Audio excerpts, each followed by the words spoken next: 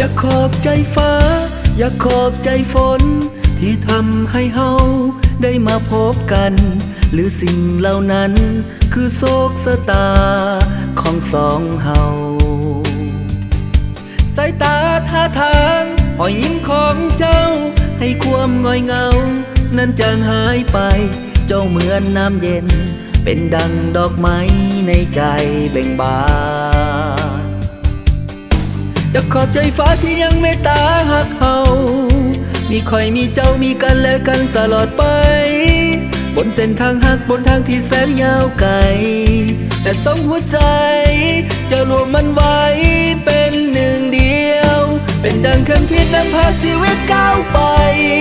เป็นดังแสงไฟในคืนที่มันมืดมน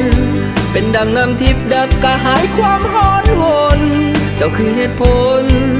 ความหมายของทุกสิ่ง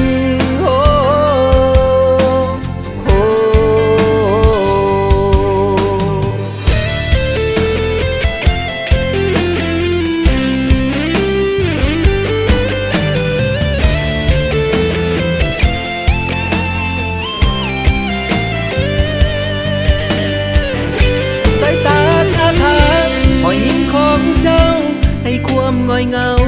นั้นจางหายไปเจ้าเหมือนน้ำเย็นเป็นดังดอกไม้ในใจเบ่งบานจะขอบใจฟ้าที่ยังเมตตาหักเฮามีคอยมีเจ้ามีกันและกันตลอดไป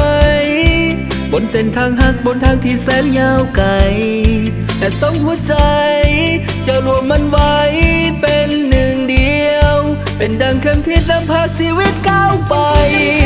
เป็นดังแสงไฟในคืนที่มันมืดมน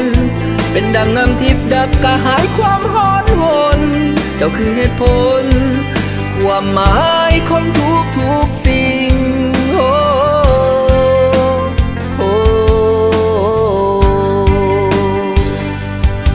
เป็นดังคำที่นำพาชีวิตก้าวไปเป็นดังแสงไฟในคืนที่มันมืดม